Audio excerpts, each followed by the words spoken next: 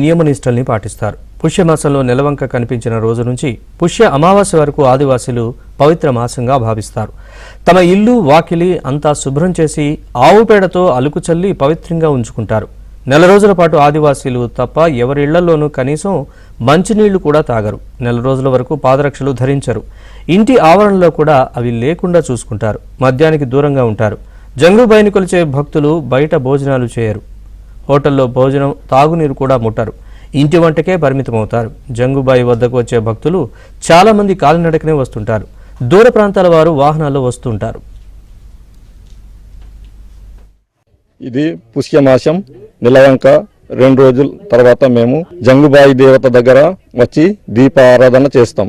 జంగుబాయిని దీపారాధన చేస్తే మా ఇంటి ఇల్లాలు అందరు పిల్లలు పంట పొలాలు సుఖ సంతోషంగా ఉంటాయి, పంటలు బాగా పండుతాయని మేము దేవుని దీపారాధన చేసి పూజలు చేసి కోరుకుంటున్నాం.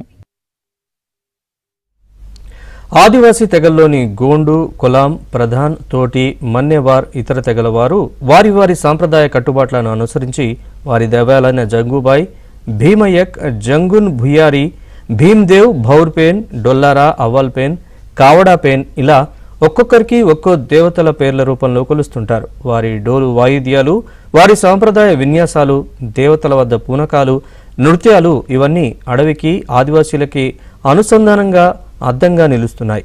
వండిన ప్రతి వంటకాన్ని దైవాలకు నైవేద్యం పెట్టాకే సహపంక్తి భోజనాలు చేస్తారు. వచ్చిన ప్రతి ఒక్కరూ ఒక రాత్రి ఇక్కడే ఉండి సాంప్రదాయ భక్తి పాటలు పాడుతూ జంగుబాయిని ఆరాధిస్తున్నారు. తెల్లవారుజామున ఉదయం సాంప్రదాయ వాయిద్యాల నడుమ నృత్యాలు చేస్తూ సంబరాలు చేసుకొని తమ తమ గమ్యస్థానాలకు తిరిగి వెళతారు.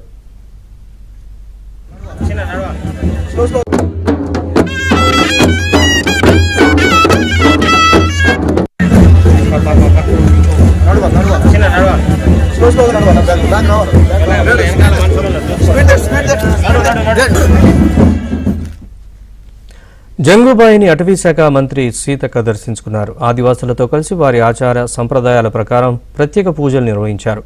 గుట్టలో ఉన్నటువంటి గుహలోపలకు వెళ్లి జంగుబాయికి ప్రత్యేక పూజలు, దీప దర్శనం చేసుకున్నారు. అనంతరం మంత్రి సీతక్క మాట్లాడుతూ ప్రకృతి సహజ సిద్ధంగా ఏర్పడిన జంగుబాయి పుణ్యక్షేత్రాన్ని అభివృద్ధి చేస్తామన్నారు. ప్రత్యేక నిధులు కేటాయించి భక్తులకు సౌకర్యాలు కల్పిస్తామని హామీ ఇచ్చారు.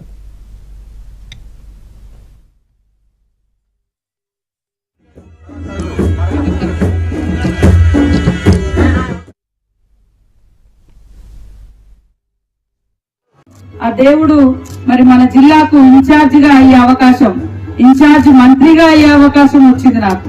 కాబట్టి మరి జంగుబాయి మాతాకి అదే విధంగా నాగోబా దేవుడికి మన ప్రజలందరికీ కూడా పేరు పేరున పాదాభివందనాలు తెలియజేస్తా ఉన్నాను. ముఖ్యంగా ఇక్కడ ప్రధానంగా వచ్చినటువంటి అంశాలలో ఒకటి డ్రింకింగ్ వాటర్ చాలా ప్రాబ్లం ఉంది.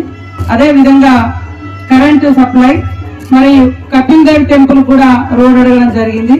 అదే విధంగా మరి మెయిన్ రోడ్ నుంచి మహారాజ్ కూడా రోడ్ నేను కూడా చూసుకుంటూ వచ్చినా చాలా ఇబ్బందిగా ఉంది. తప్పకుండా ఈ రోజు ఫారెస్ట్ అధికారులు కూడా వస్తారు, వారితో ఆ విషయాన్ని కూడా కలెక్టర్ గారు గుర్తుపెట్టుకుని మరి ఆ రివ్యూలో చర్చిస్తామని తెలియజేస్తా ఉన్నాం. నేను ఒకటే చెప్తున్నా, ఇప్పటివరకు కూడా మన ఎమ్మెల్యే బొజ్జుగా చెప్పినట్టుగా ప్రకృతి సంపదను సహజత్వాన్ని కాపాడుకుందాం. అదే విధంగా ఉన్న దాంట్లో మంచి ఫెసిలిటీస్, సౌకర్యాలు, మంచినీళ్ళు కావచ్చు, వెలుతురు కావచ్చు, రోడ్డు రవాణా సౌకర్యం కావచ్చు, ఇవి ఏర్పాటు చేసుకుందాం. కానీ ఈ చుట్టూ ఉన్నటువంటి చెట్లు, గుట్టలు, పూజా విధానము, మన ఆనవాయితీ శుద్ధితో ఎంతో నిష్ఠతోటి భక్తితోటి చేసే వాటిలలో మాత్రం వేరే దేవుడికి ఇట్లా చేస్తున్నారు మనం అట్లా చేద్దాం, ఇది మాత్రం రానియకండి దయచేసి.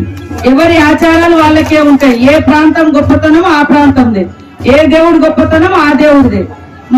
మన భక్తి మనది, ఇతరుల వేరే ఒక్కొక్క కులానికి ఒక కులదైవం ఉంటుంది. భవిష్యత్ తరాలకు కూడా అది అందించాలని నేను మిమ్మల్ని అందరినీ పేరు పేరున కోరుకుంటూ మరి ధన్యవాదాలు తెలియజేస్తా ఉన్నాను. తప్పకుండా ఈ యొక్క ప్రాంతం మీద ప్రత్యేక శ్రద్ధ పెడతాం. మంచి అధికారులు కూడా, మనసు పెట్టి పనిచేసే అధికారులు కూడా ఇక్కడ మనకు వేదిక మీద ఉన్నారు.